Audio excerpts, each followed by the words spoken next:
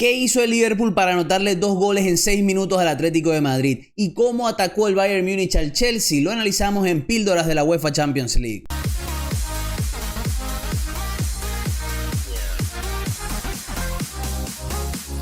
Vamos a empezar con lo que fue la victoria del conjunto Red, la victoria del Liverpool 3-2 con gol de Virgil van Dijk en los últimos minutos contra el Atlético de Madrid. Después quiero dejar una pequeña conclusión acerca de este comienzo de temporada del Liverpool. Pero vamos a comenzar con la razón, o una de las razones, hay que decirlo, por las que el Liverpool logró anotar 2 goles tan rápido.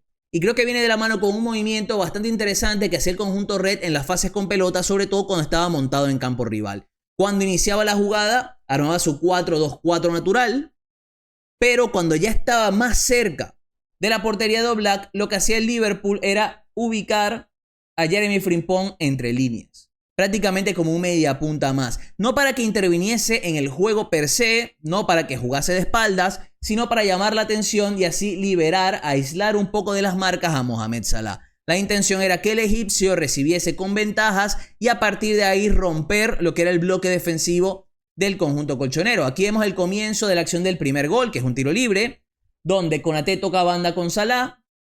Cuando toca, vemos que Frimpong inmediatamente abandona esta zona para ir a la banda, se acerca a Wirtz para crear una opción de pase, generando aquí una superioridad. Y a su vez, esto ya genera que se cree este espacio para Gravenberch. ¿Qué hacía el Liverpool? A partir de sus rotaciones en banda, atraía a los defensores del conjunto colchonero, liberando ese pico del área para la llegada de Gravenberch, aprovechando obviamente la presencia de Isak para fijar al resto de centrales. Esto ocurrió en ambos goles. El Liverpool buscaba combinar por derecha con un Salah al que buscaban que recibiese siempre en 1 para 1 para que a partir de esas rotaciones, esas llegadas, esa aglomeración de futbolistas para asociarse, liberaran esa zona para la llegada de Gravenberch. Después sabemos muy bien que recibe la falta Gravenberch y termina anotando el primer gol el Liverpool. Vámonos al segundo gol, donde vemos que la acción es bastante parecida. Toque de Konaté para Salah, que está 1 para 1 con el rival. Frimpong está por dentro.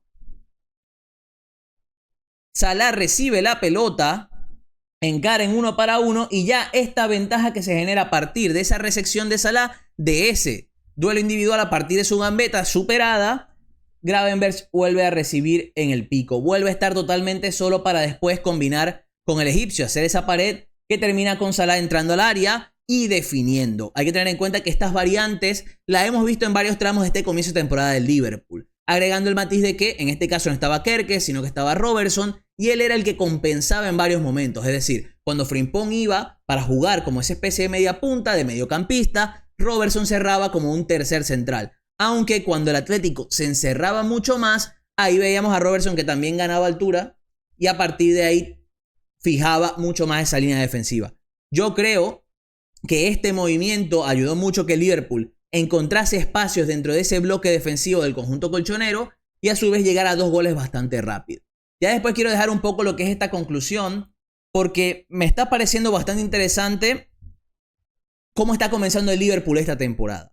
5 victorias en 5 partidos, 4 por Premier, 1 en la UEFA Champions League, sin contar obviamente lo que fue la Community, donde cayeron en penales contra el Crystal Palace, pero sirve ese detalle para agregarlo al análisis. Este es el tercer partido en el que el Liverpool pierde una ventaja de 2 goles a favor. Iba ganando por 2 goles contra el Bournemouth, se lo empataron. Iba ganando por 2 goles contra el Newcastle, se lo empatan con 1 menos. Y ahora contra el Atlético de Madrid vuelve a pasar lo mismo. Ojo, agregando el matiz que en las 5 victorias que ya mencioné, en las 5 ganaron con goles en los últimos minutos. En este caso, con gol de Van Dijk en una pelota parada.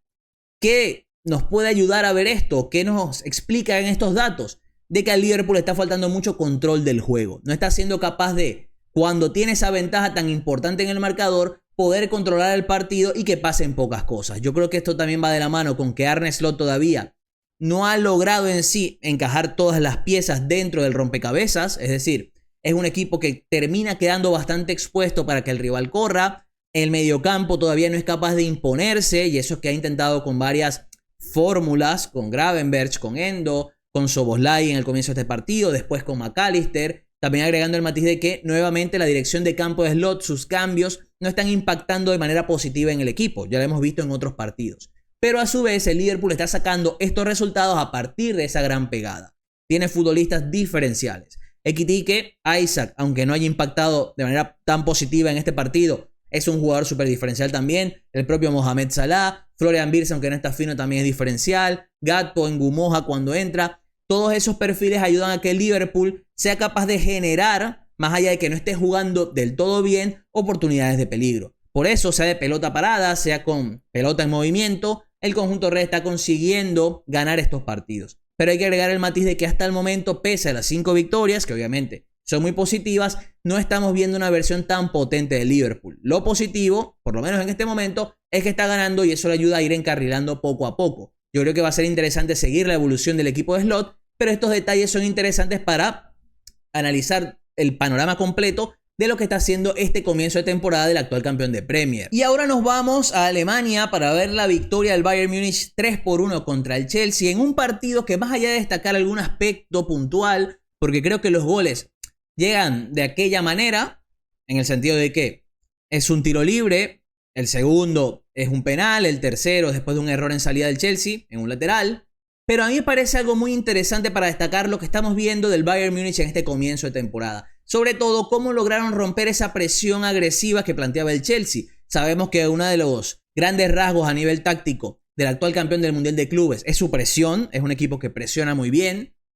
El Bayern logró, a partir de un detalle muy interesante, romper esta presión. Un detalle que en verdad son muchos detalles. Y es que el Bayern, sobre todo cuando tiene la pelota, tiene piezas bastante fijas. Yo diría que son los centrales y los extremos, tanto Luis Díaz como Olise. Pero por dentro vemos a un equipo muy dinámico, que intercambia constantemente posiciones, que tiene a partir de su punta, de su media punta, de su doble pivote, esa libertad plena para ir encontrando espacios en esa presión. Más entendiendo que el Chelsea, sobre todo en este partido, no es que hizo marcajes individuales, pero sí que hacían bastantes persecuciones. Por ejemplo, aquí vemos un caso.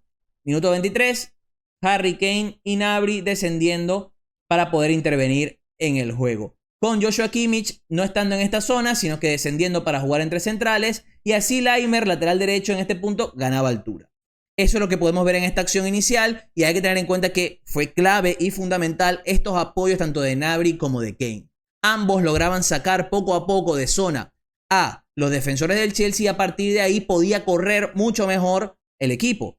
Otro ejemplo más, misma jugada. Vemos a Kimmich entre centrales, Laimer ganando altura, ocupando la zona que abandona Kane, y también aquí está Gnabry. Es decir, aquí veíamos cómo el Bayern, a partir de esa rotación por dentro, lograba ir creando espacios para poder progresar. Esta acción va con un pase muy bueno de Kimmich para conectar con Gnabry, y vemos el salto de uno de los centrales con Laimer fijando al otro, facilitando esa resección entre líneas del mediapunta, en este caso alemán, y que el equipo pudiese correr a partir de sus dos extremos que, como podemos ver en la imagen, están pinchados para fijar a los laterales. Nos vamos a una imagen más, que creo que también es muy interesante, porque aquí vemos como Laimer, que ya había cambiado de posición por los cambios, va y recibe aquí, sector izquierdo.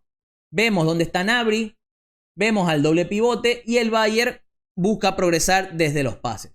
¿Cómo lo hace? A partir de esos nuevos apoyos. Gnabry nuevamente aquí recibiendo en zona de mediocentro, con el otro mediocentro, o formando, mejor dicho, aquí una línea de 3 el Bayern.